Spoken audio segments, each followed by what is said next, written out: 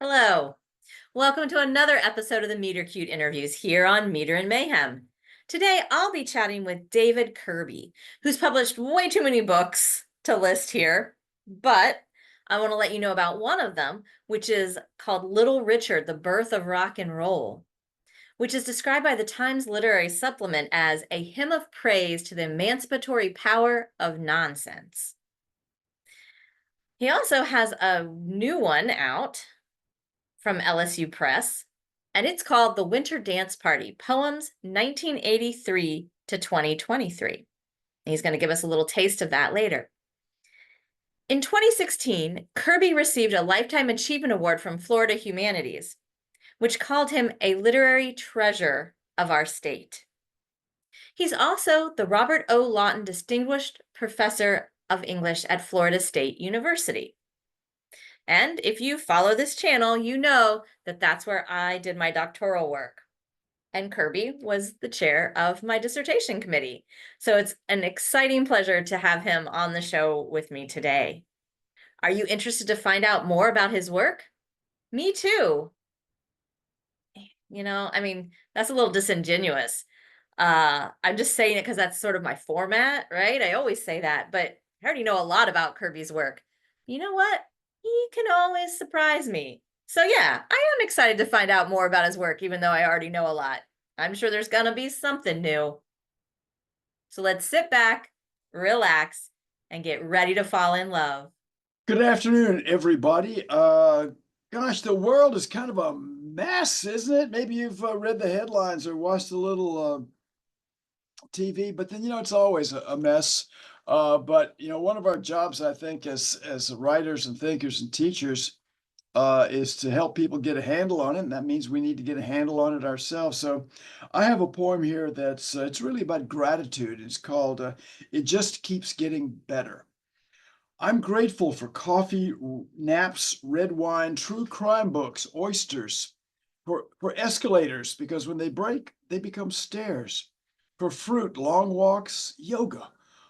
I'm grateful when there's nothing to be grateful for.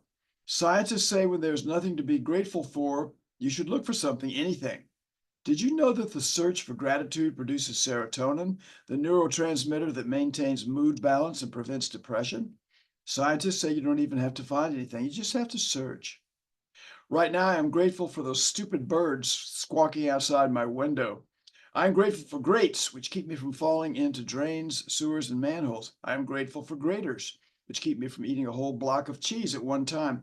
My New Year's resolution next year will be to be grateful. I'm going to be as grateful as all get out next year. I'm going to be aerobically grateful, tackle and wrap up grateful, somebody call 911 grateful. I'll be grateful beyond compare, beyond measure, beyond all bounds. Next year, my plan is to be singularly, commonly, unusually, notably, signally, strikingly, pointedly, famously, egregiously, prominently, and glaringly grateful.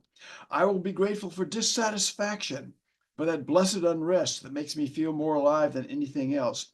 And as I am a poet, I'll be grateful as I watch for the erosion of my body and spirit by time, as if I were in a corner watching a thief twirling the knobs of a safe, knowing that it is empty, my treasure being elsewhere.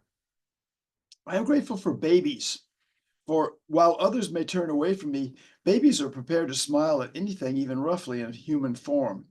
I am grateful for Chuck Berry, for judges' wives, district attorneys, for a brown-eyed, handsome man, deserts, Bombay, history, a beautiful daughter who can't make up her mind between a doctor and a lawyer man, for DeMilo's Venus, and wrestling matches, and baseball, and 2-3 counts, and high flies into the stand.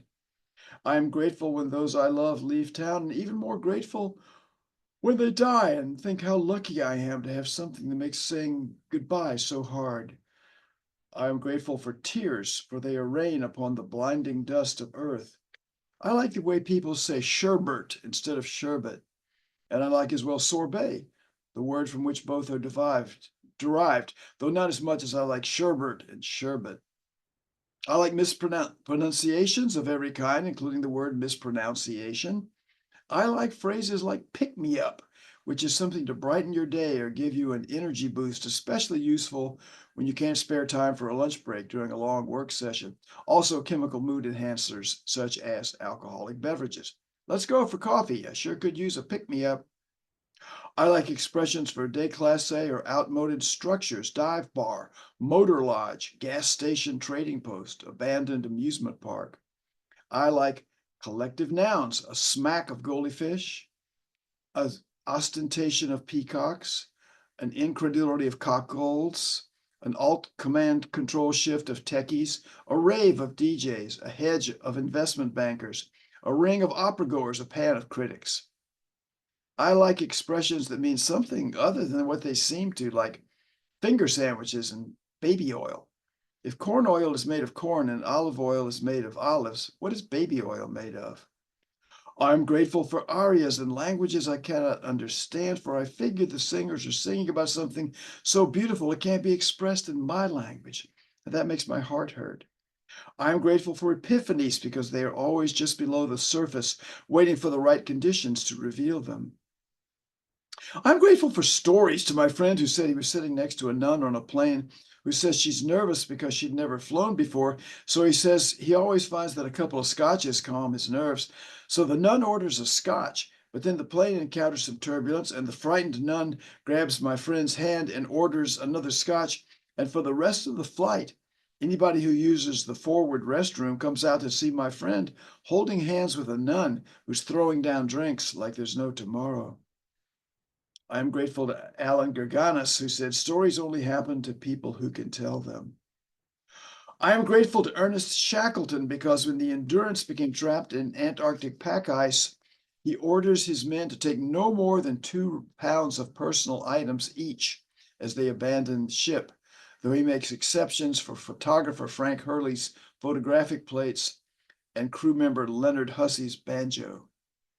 Just you wait. Next year, my gratitude will be Cyclopean, Bragdinagian, Bunyanesque, Herculean, Gargantuan. Next year, I'm going to be so grateful it'll be bad for me.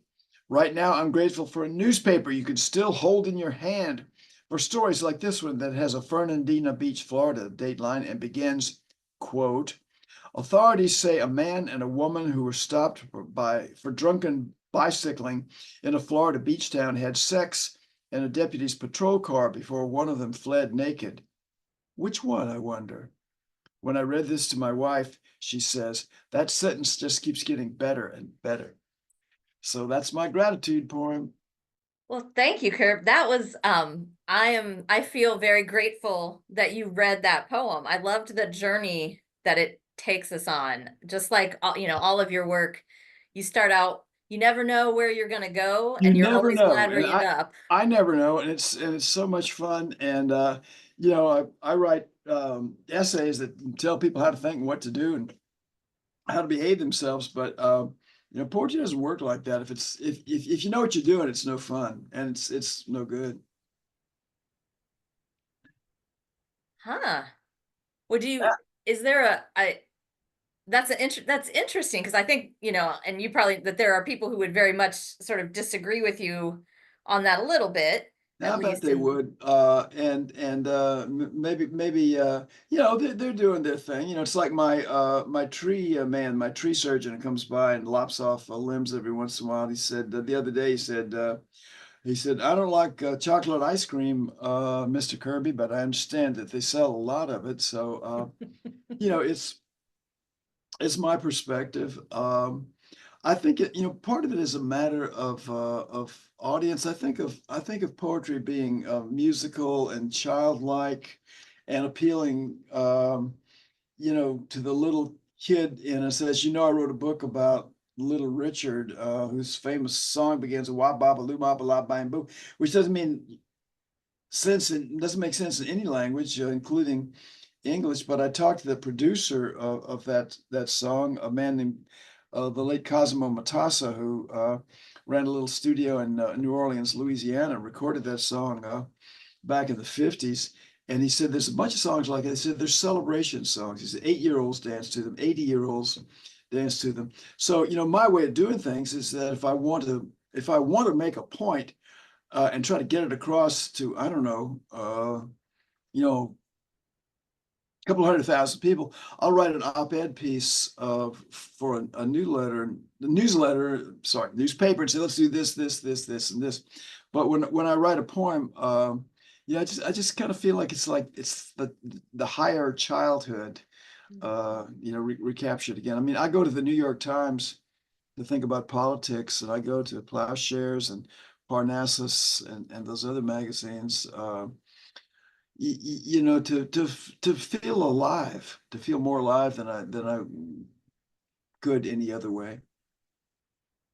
I I like that way of describing it as sort of higher childhood. And did you ever see the comic Family Circus?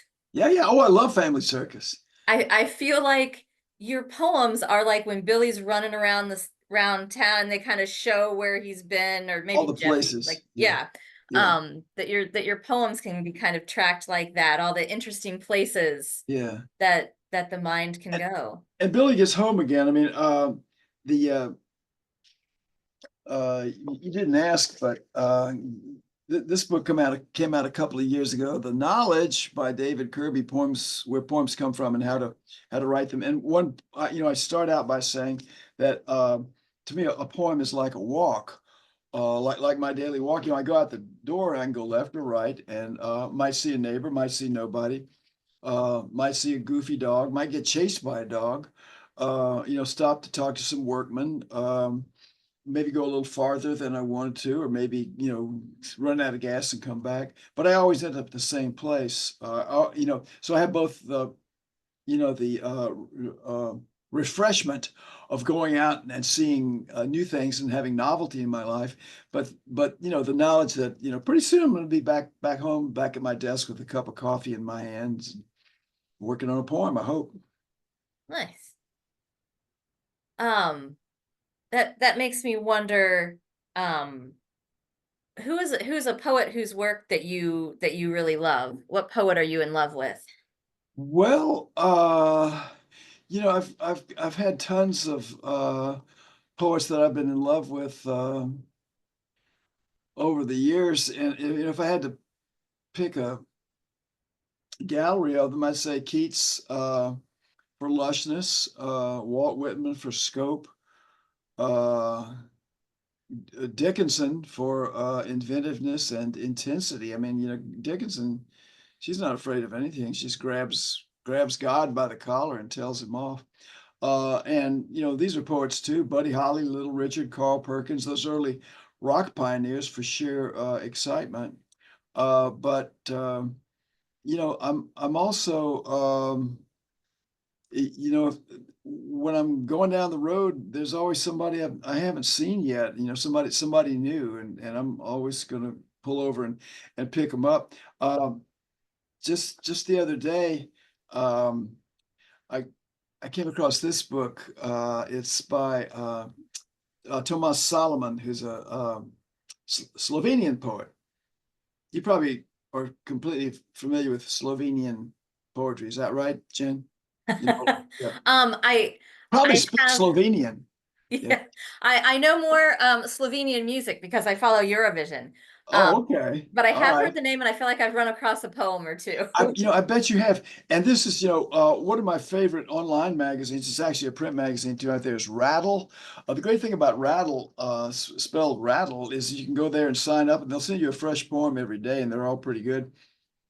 But there was a poem there by a young girl. I think she was like 9 or 10 years old, and it said, as poets do when they're paying tribute to somebody.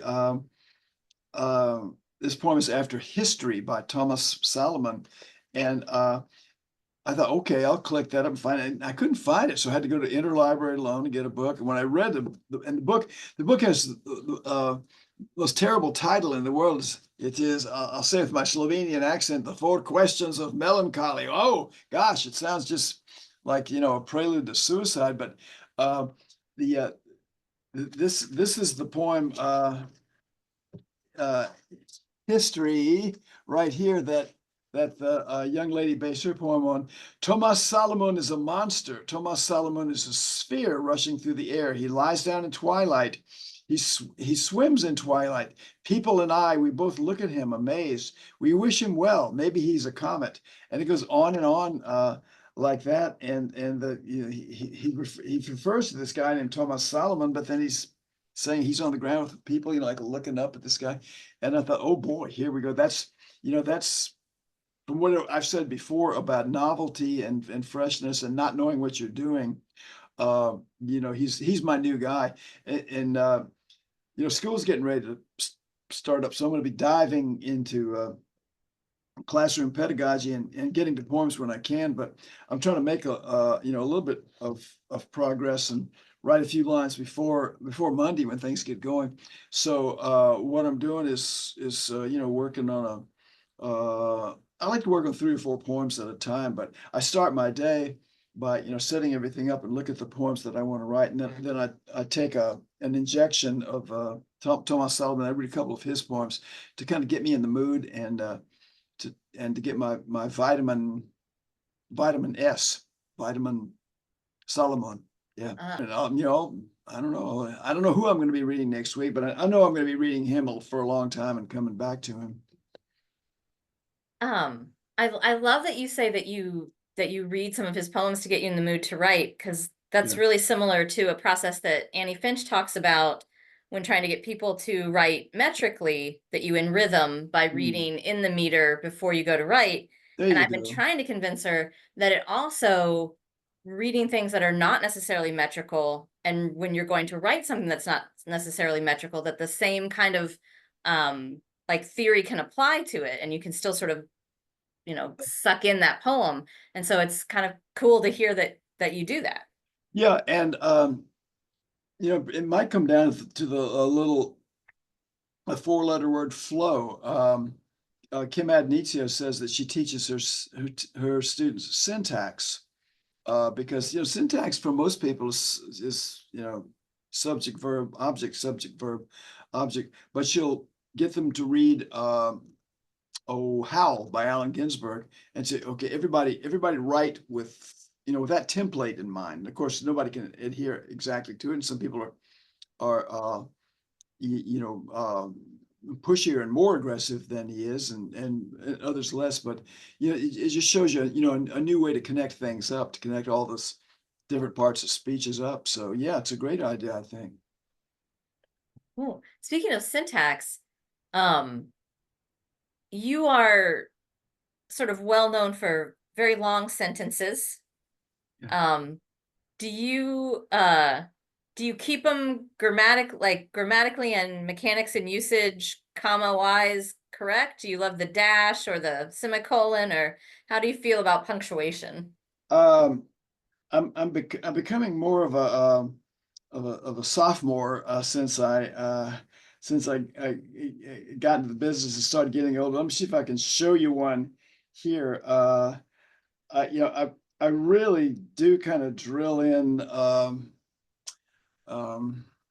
sentence structure and capital letters and periods and that kind of thing when talking to my students.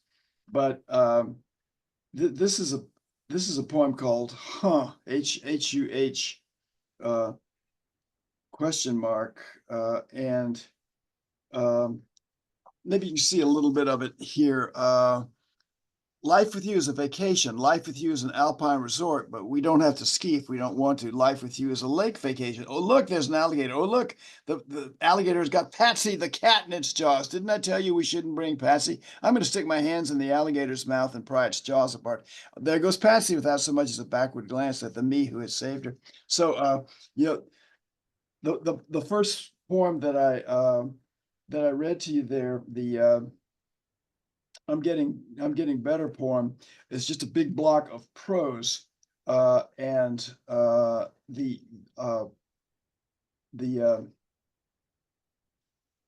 poem that I can't find called it's getting better. But as you see with this one, the lines are all over the place. They're short lines, long lines, and not a lick of punctuation in it. So I started reading poets maybe 3 or 4 years ago, and oddly enough, they are they're they're mainly young women who are like, you know, half my age, like Harold Lindsay Bird, Chessie Normile, Karina McGlynn. Um, in fact, I have an article coming out soon in American Poetry Review called "The Daughters of Frank O'Hara" because they seem to have his vivacity and his drive. Uh, but you know, they said it in all kinds of exuberant ways. And that's what it all boils down to in poems like that is the point. Exuberance will let you get away with anything. If you're excited about something and you're happy about it and you want to get the word out, you know, it's like uh, you know, drinking a hot chocolate with 4 shots of espresso in it. You know, you just take off, and people don't care if your lines are long or short, if you don't punctuate, or if you you know, when you read O'Hara, I mean, there are words that seem like dropped out. Shouldn't he have put in a you know, a pronoun there or something like that? But he's so happy to be in New York and be happy to living the artist's life that you just don't care. So I call exuberance the easy pass in poetry. Um, that you've mentioned sort of as you've gone on in your poetry career, getting more to that place of not caring as much about the punctuation, which kind of brings a question to my mind. What advice would you give to a younger version of yourself? You know, I wrote a poem about that kind of intergenerational thing. I think I might just read an excerpt from it because it's you know, again, these most of them run, you know, 8 or 10 minutes, but I was looking at a guy eating an ice cream cone once with a great in Florence, Italy, of all places, with a great deal of self-satisfaction and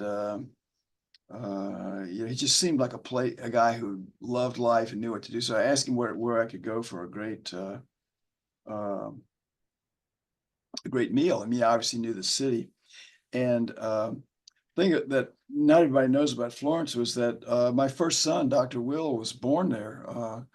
I was teaching on the Florence program, and out he popped, and it was hard to do.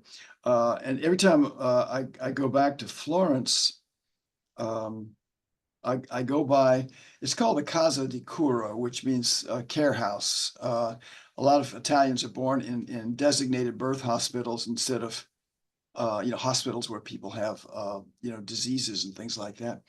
And I always go back there, and I look up and I can see the window where I stood when I was 27 years old, and my son was being born under very difficult circumstances. Um, it was 27 years ago behind the shuttered windows of the Casa di Cura on the Via Pietro 2 hour, where I stood just this afternoon, brushing back my graying hair and squinting to see into the delivery room where my younger self wheels and holds his head and his hands and tries not to weep with rage and frustration. My son Will has just been born, and he isn't breathing, and the Italian doctor and the nurses who have taken him into another room, and I'm afraid they're going to bring him back dead. And my then wife is sleeping like a baby herself, though her blood is everywhere, and there's no one to talk to. And I'm afraid they're going to come in and hand me this dead child and say, "Mi dispiace tanto." And I'll say, "I'm sorry too." And then what will I say? And to whom? The man I finally ask about restaurants is a dreamy sort who's licking his ice cream cone with an air of more than just a little self-satisfaction. And he answers my question with a restrained enthusiasm that I find charming now that I'm sitting with Barbara in the place the man with the ice cream cone recommended, and waiting for some grilled vegetables and fish and cold wine to arrive, and remembering how unhappy my younger self was, the self with darker hair and perfect eyesight, but no real worldly experience of any kind. Yet I thought I was the oldest man in the world, though I was just 27 myself. And just then a nurse comes back with Will in her arms, and he looks like any other baby, looks like a bewildered mushroom. And she hands him to me, and I feel his breath on my cheek. And for a moment, I'm frozen, still petrified by the horror of everything that had almost happened.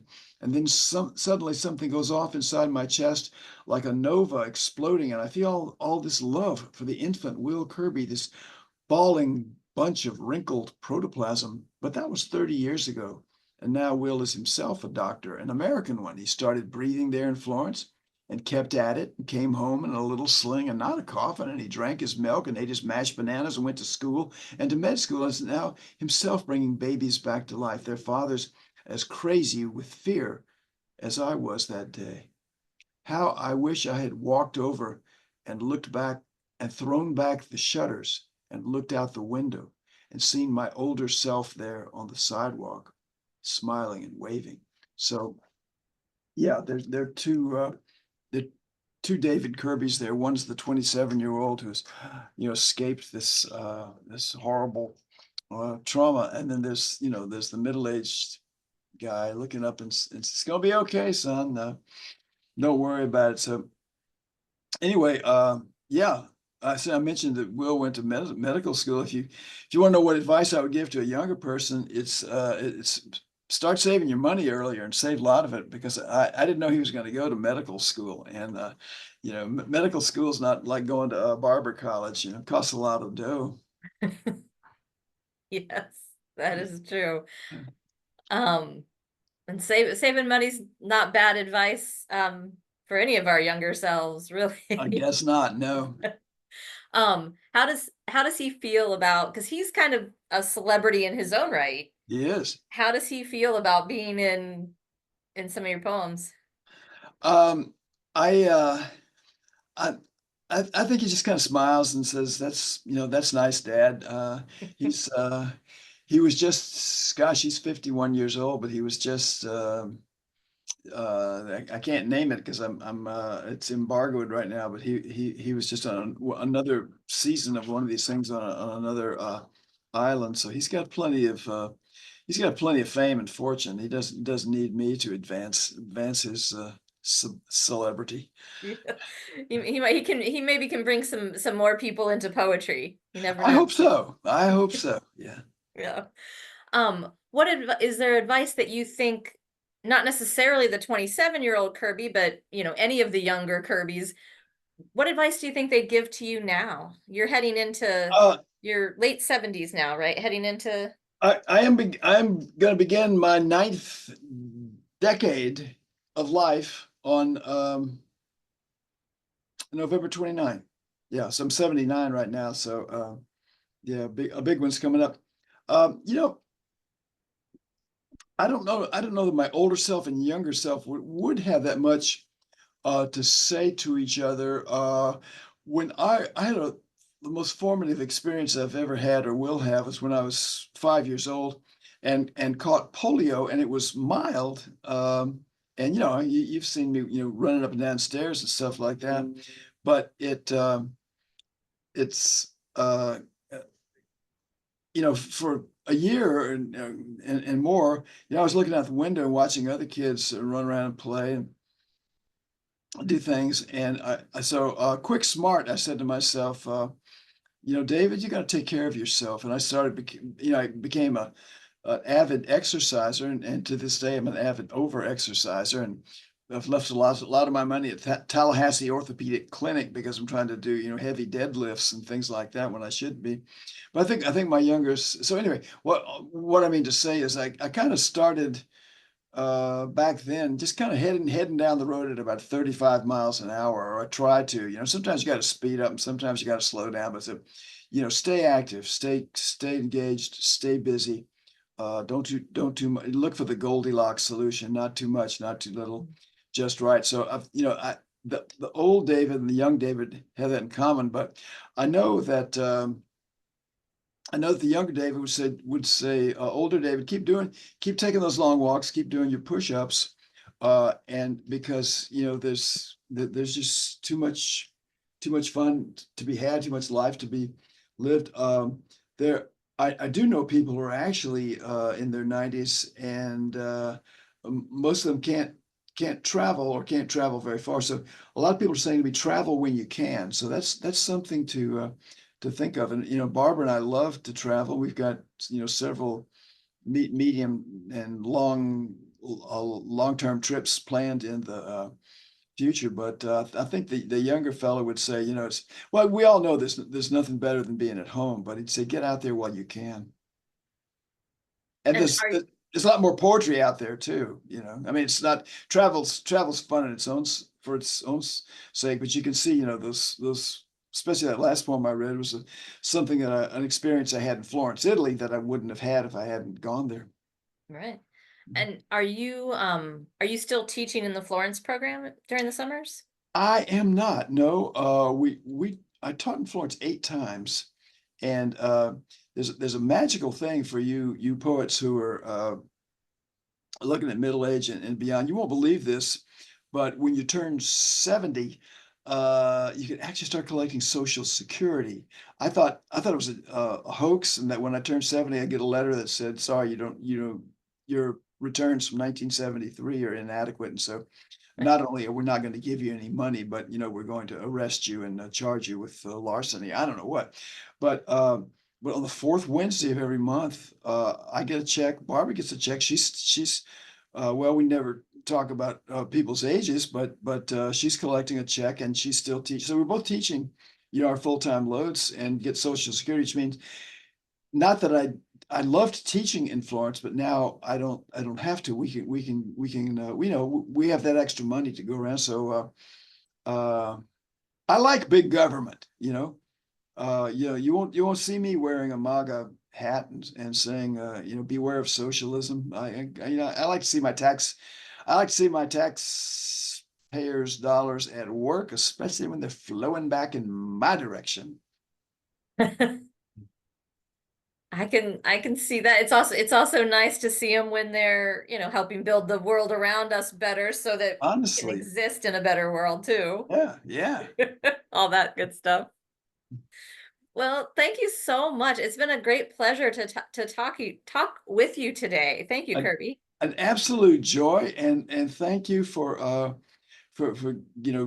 doing this invaluable series. Since I discovered it, I've been watching them, and it's just a wonderful thing you're doing. And uh, you know, I'll give a small T thanks for myself and a big T thanks for all the poets you've had on here and the poets that you'll have on here in the future. So may you reign forever, Jen. Thank you. Okay. So Jen, thanks so much, and I'm going to say goodbye. And Michael Waltrip is going to say goodbye too. He's a NASCAR driver, and I don't always go to Florence and Paris and those snooty places. I've been to Talladega and seen those cars swinging around the tracks at 200 miles an hour. Got a poem out of it. So long. What a fun interview that was. I hope you enjoyed listening as much as I enjoyed talking. Huh. And here's the thing. I'm really glad that Kirby was talking about a Slovenian poet because you all know what that means I'm going to do on the Substack, right? Oh yeah, the question is it going to be Joker out or Raven? Which Slovenian band from Eurovision am I going to bring up? We'll see. We'll see. You should head over to Substack and check out the writing prompts. What will the writing prompts be? I don't know, but they're going to be fun. How could they not be fun with poems like that to build from and conversations like that? Um, yeah, we'll see what I come up with. Thanks for stopping by.